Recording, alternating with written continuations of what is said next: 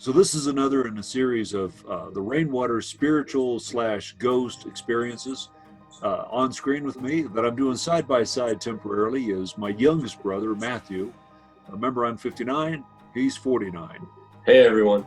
Clearly tell that we are related. So he's agreed to come on camera and tell me the stories, his experience with the supernatural, because we all grew up in a household that had these kind of things happening. It was just freaky. Versions, and we want to capture them and tell others. So let me, I switched to a speaker view. So Matt, take it away. Tell me, we'll go chronologically. Tell me what you remember. Well, first and foremost, let me start off with, my name is Matthew Rainwater, and I give Ralph Rainwater permission to record this phone call. So you don't ever have to worry about me suing you. Very good. So 10 years difference, it's probably amazing the things that you remember versus what I remember. Because there's a decade difference in time between us growing up. And I think Mom was probably a little bit more active during your heyday versus mine. But what I think I'll do is I'm going to start off with the stuff that I remember, and then piggyback on to stuff about Chris, that stuff that Chris talked about, and that Alex talked about, and maybe give a little bit more of a story about behind them from my point of view. Sure, it works. So one of my earliest memories, and I think we talked about this off camera, and I think this was probably in Minot, North Dakota, when we lived there, and I was 3-4 years old, something like that. But I remember I always slept with my bed, or in this one room in the house where we lived, I slept with my bed up against the wall, and I always slept facing the wall. So I remember vividly one night waking up. I don't know what prompted me to wake up, but I remember waking up and looking and seeing an arm that was extending either from the wall. It was between the wall and my bed, and it was facing me, and it was positioned to where there was no way it was my arm, because I could totally see somebody saying, well, it was your arm. The way it was positioned, it was numb, you couldn't feel it, so you thought it was somebody else's arm, but it was positioned to where no other arm, it could not have been my arm. It's like trying to lick your own elbow. You can't do it. And that's kind of the way this arm was. And it kind of freaked me out. But like a little kid does, when you get scared at night, you pull the cover over your heads, and they can't see you, so they can't get you. Yeah, I know, Matt. I was that was a tried and true. Yeah, I did the same thing. Yeah, it's interesting enough, as a sidebar to this, adult criminals kind of tend to think the same way. When they're hiding, if they can't see the cops, then the cops can't see them. It doesn't work like that. Anyway, and the reason why this sticks out in my memory is because I remember the next morning, the next day, somewhere at some point in time, telling our brother Alex about this experience, and I seriously doubt he'll remember it, but it sticks out in my mind because my brother Alex tried to get me to believe that it was him. Sometime during the night, he crawled up underneath my bed and stuck his arm between the wall and the bed to try to scare me, which just isn't possible.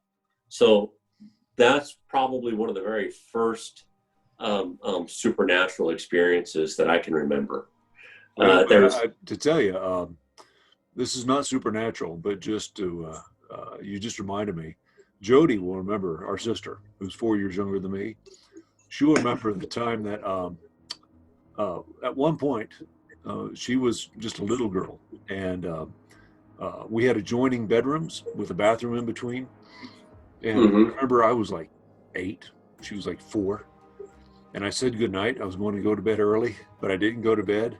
I went into my room, then I went into her bedroom through the adjoining bathroom, and I climbed underneath the mattress. her bed, and I laid there waiting for her to go to bed. And she finally came to bed. She's a little girl, you know. I wait till she settles down. I was very patient. And I'm like, Jody, hey, Jody. Probably didn't have that voice. I thought I did, but Yeah. she's like, oh, who's there? And I'm like, I'm the monster. I'm the monster under your bed. And she's like, no, you're not really there. So I grabbed the, the box springs, and the springs, and I start shaking them really hard. Ah! I got in trouble, I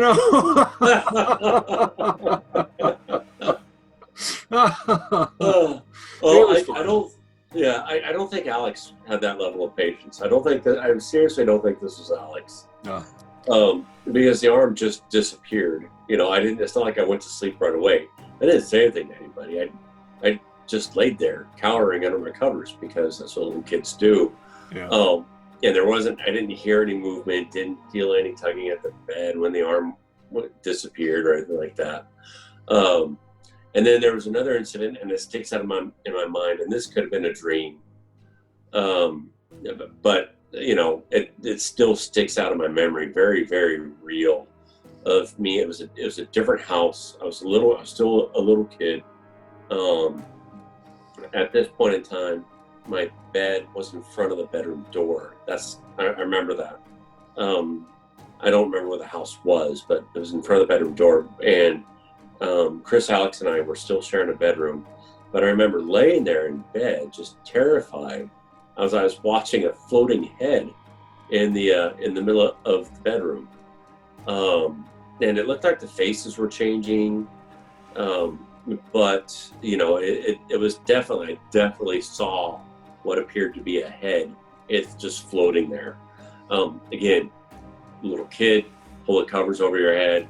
You don't say anything. You don't, if they can't see you, or if you can't see them, they can't see you. Right. And I don't remember necessarily ever telling anybody about that. But it scared the Jesus out of me, and that's to be expected. I mean, with the household that we grew up in, with mom doing witchcraft, with mom doing seances, with mom doing all sorts of stuff, using the Ouija board, that type of stuff's to be expected. I mean, remember, one of mom's favorite things to do on Halloween was to put on her muumuu, put white powder on her face and black circles around her eyes, and run around like she was a ghost trying to scare us. Yes. And scaring the Halloween, the trick-or-treaters. So we definitely had an unusual childhood. Do you remember her? Did she ever do the thing to you where she would go in the bathroom, not at Halloween, just random times, and put white makeup on her face and outline her eyes and tease out her hair and come out as a ghoul? Yes. Well, that's exactly what I'm talking about. Yeah. She would do that just Halloween. She would do that when I was a kid. She would just suddenly disappear in the bathroom and come on out in that get up, with her blonde hair, dyed blonde hair, I think, teased out, makeup, black eyes, fingernails painted red. It was quite a production for her. And she would come out of the bedroom and go, Ralph, your mother's gone. I'm a demon. I'm going to get you. And you're like 6 years old. And I'm like, Mom, I know it's you. And she's like, I'm not your mother. Your mother's gone. And she comes at you, pawing with her, And finally, I take off running because, maybe she is gone. Maybe she's been possessed. And she, of course, she could easily catch me because I'm a little kid, but she didn't. It was part of her game was to let you think you could get away. And I'd like run into the bathroom, someplace with a lock, and run in there, try to shut the door to lock her out. And I'm not having a good time. This to me is not a game. And she would, of course, being much larger at that age, she'd easily stop the door. And then sort of push up against it like she was trying to break in, and then reach her hand around and sort of claw at the door. So trying like she's trying to get you.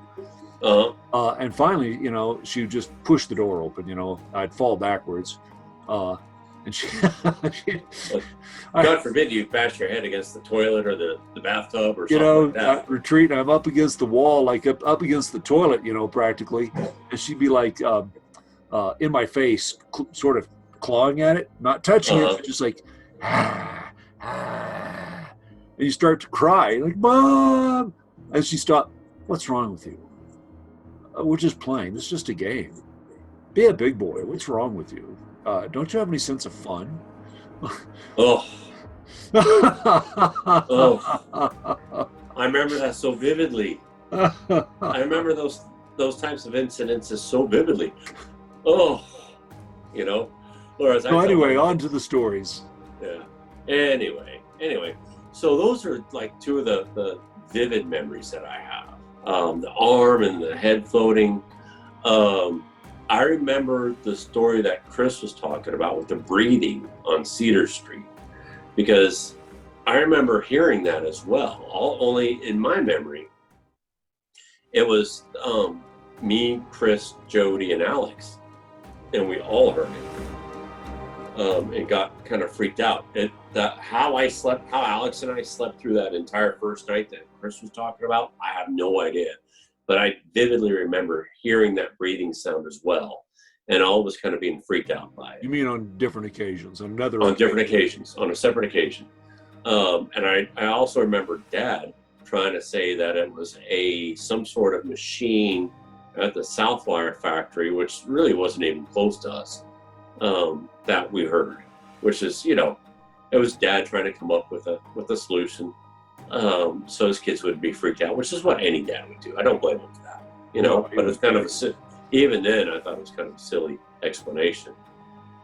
And then I think it was Alex that told the story about Sammie, our dog that got killed on Christmas Day. I'll never forget the truck driver knocking on the door on Christmas Day, saying, "Did you used to have a brown dog?" I mean, it's just being another word, used to have. And Mom freaking out. And I remember all of us sitting there in the living room watching TV. And in my memory, and granted, I mean, how old were you at the time, Ralph? I was 17. You would have been 7. I'd have been 7 years old. So this is a long time ago. And I was younger.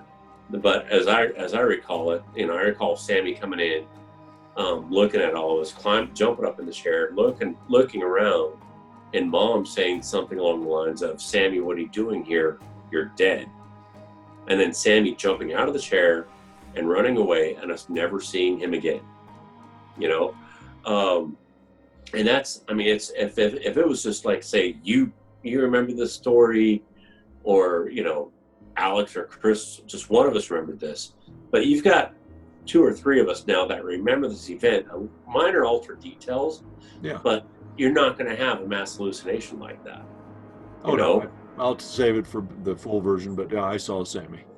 Yeah, and I seem to remember helping scoop up Sammie with a snow shovel from the street, because I remember seeing how flat it was and one eye poking out from it almost popping. But that's just. I think you remember that from an episode of Courage the Cowardly Dog. Well, except I was an adult when Courage the Cowardly Dog came out. All right. So let me see, what else? I mean, as far as childhood memories go, that's pretty much all that I have.